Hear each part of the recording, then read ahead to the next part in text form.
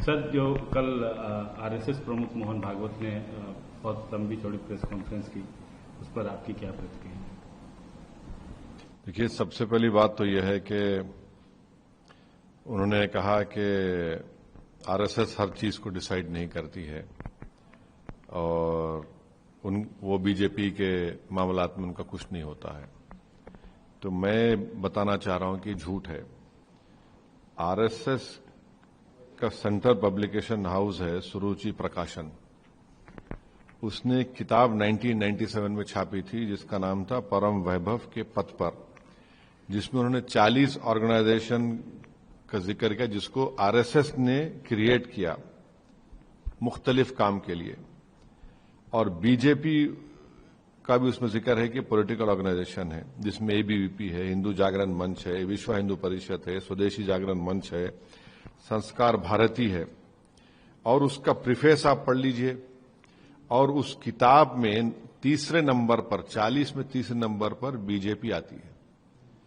और गोलवालकर ने अपनी स्पीच में कहा था कि हम लोग, उस वक्त जनसंघ थी, बीजेपी तो नहीं थी, गोलवालकर ने अपनी स्पीच में कहा था कि हम इस तरह के ऑर्गेनाइजेशंस में अपने लोगों को भिजाते हैं और वहां पर उनसे काम करवाते हैं। दूसरी बात जो उन्होंने कही कि हर फैमिली मेंबर 3 बच्चों को पैदा करे। अब 3 बच्चे को पैदा करने की बात आप देख लीजिए कि हमारा जो टीएफआर रेट है वो गिर रहा है, हाँ, और आप हमेशा से कहते थे कि मुसलमान ज्यादा बच्चे पैदा कर रहे हैं, और आरएसएस देश को ही नहीं बताती कि जो पहला सेंसस हुआ था 1883 में, उस वक्त 1880s में, उस वक्त मुसलमानों की आबादी 21% थी। अब पार्टीशन हुआ, अब जाकर 14.5% कुछ है।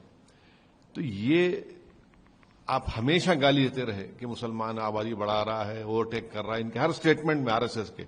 अब कह रहे हैं कि 3 बच्चे पैदा करो आप। फिर ये लोग बोलते थे कि पॉपुलेशन कानून बनाया जाए कि जिसके 2 बच्चे ज्यादा होंगे उनको गवर्नमेंट जॉब ना मिले।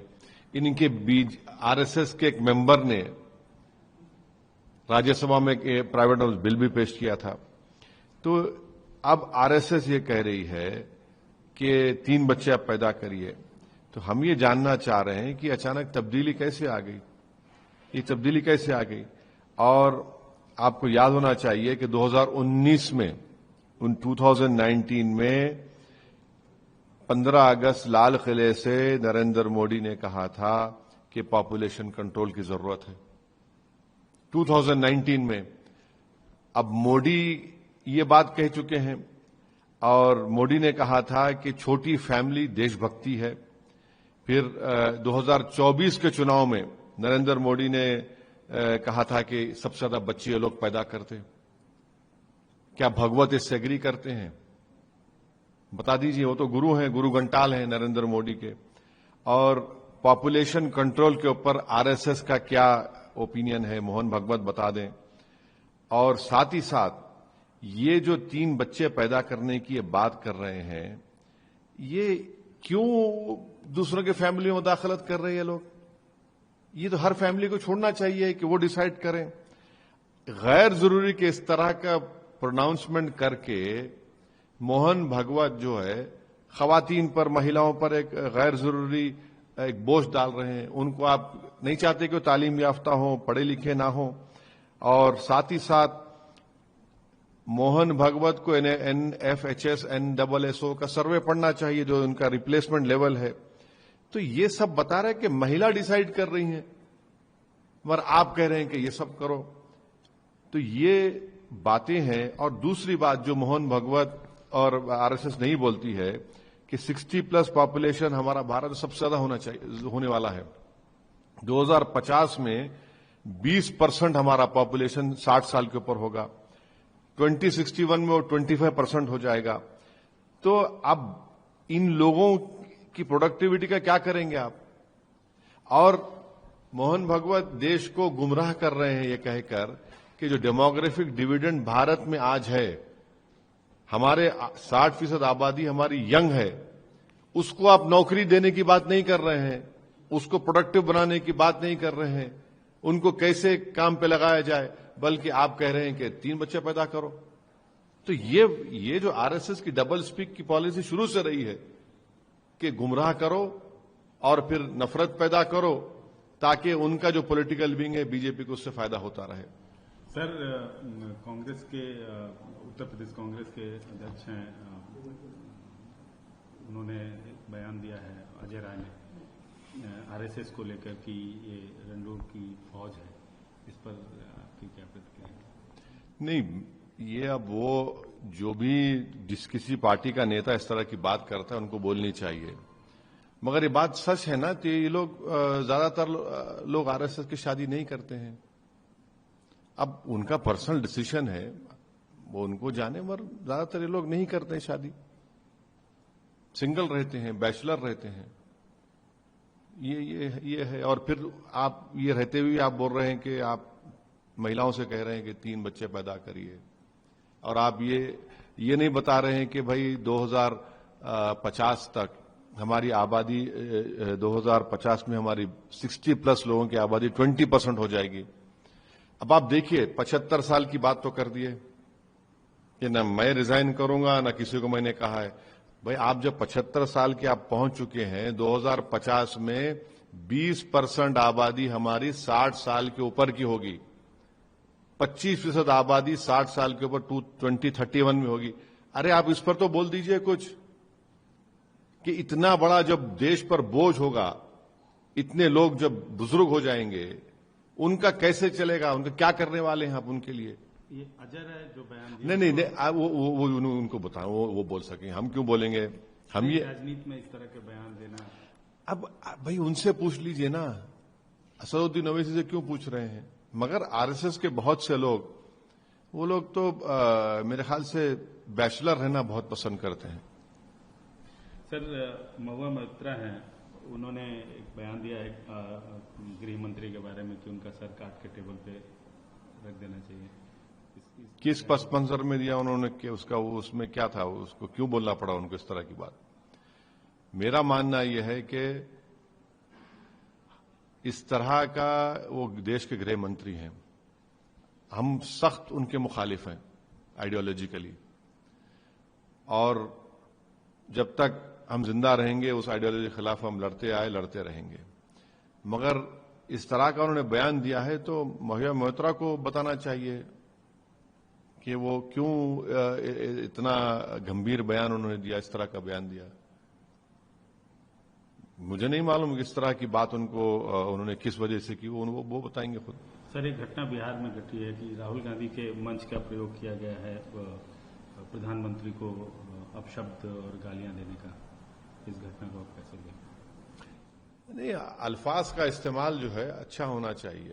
آپ اختلاف کریے، آپ مخالفت کریے، آپ جتنا ہو سکے کرٹیسائز کریے، کنڈیم کریے، مگر اگر آپ اس ادب کے دائرے سے اگر آپ نکل جاتے ہیں تو پھر وہ غلط ہے، وہ نہیں ہونا چاہیے، چاہے کسی کی بات ہو.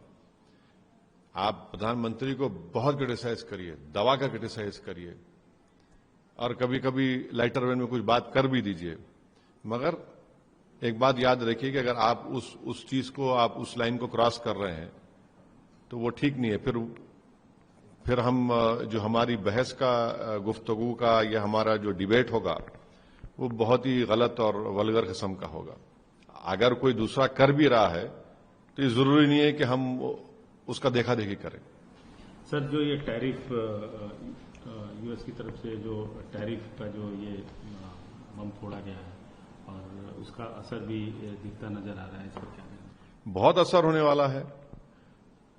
50% ہمارے ایکسپورٹس پر اثر پڑنے والا ہے. 60,000 کروڑ کا ہمارا موٹر پارٹس کا جو ایکسپورٹ ہے، jewellery, James, ready made garments, یہ بری طرح متاثر ہونے والے ہیں. اور افسوس کی بات یہ ہے کہ فروری میں ہمارے پردھان منتری یو ایس کے پریزیڈنٹ ڈونلڈ ٹرمپ سے ملے تھے، بات چیت ہوئی تھی، اور پھر اس کے بعد یہ ٹیرف کا شروع ہو گیا. اور پھر اس کے بعد ہم کو وہ لوگ الزام لگا رہے ہیں یوکرین کیا ہم پر الزام لگا رہے ہیں. اور پھر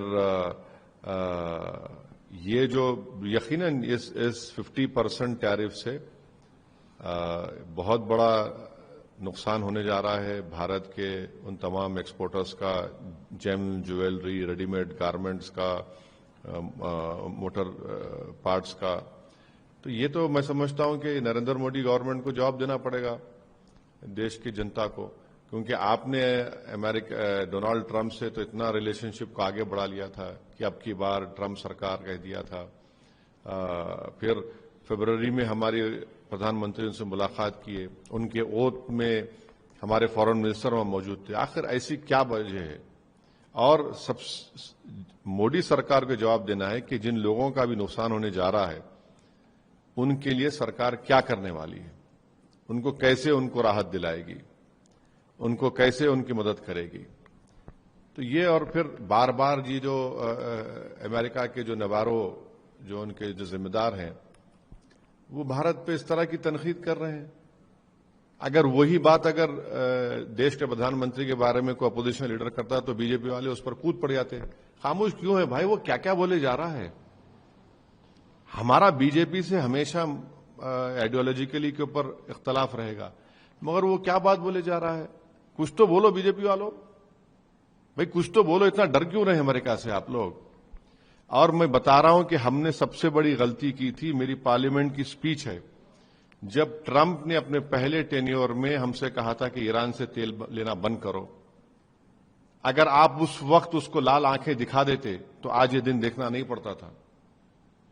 اور ہم کو ایران آئل بیچ رہا تھا کم پیسوں میں، اور بہترین آئل ہے ان کا، کروڈ آئل. ہم وہاں پر بلنگ کیے تو ان کو نظر آ گیا کہ ان کو ڈراؤ، مودی سرکار کو ڈر، یہ ان کو ایسا کریں گے، ہم وہ کریں گے. پہلی غلطی وہاں پر تھی، بنیادی غلطی. میں نے پارلیمنٹ میں کھڑے ہو کر کہا تھا کہ مت مانیے اس بات کو. اب یہ دیکھیے کیا کیا بولے جا رہے ہیں، کس طرح کی زبان وہ نوارو استعمال کر رہا ہے. تو بی جے پی کے اسپوکس پرسن کو بجائے اپوزیشن پر تانے مارنے کے آپ بتائیے دیش کو کیا ہو رہا ہے. یہ مت بولیے کہ نریندر مودی نے بھاشن دے دیا کہ میں اپنا پرسنل لاس کروں گا اور اس پہ کچھ ہونے نہیں دوں گا. پرسنل لاس نریندر مودی کا نہیں ہے. پرسنل لاس کس کا ہو رہا ہے یہاں پر وہ دیکھ لیجیے. آپ تیل آپ رشیا کا لے رہے ہیں، صحیح ہے، مگر یہ جو نقصان ہونے جا رہا ہے یہ اس کے جنتا کے لیے کیا ہوگا، یہ ان کو بتانا پڑے گا دیش کو.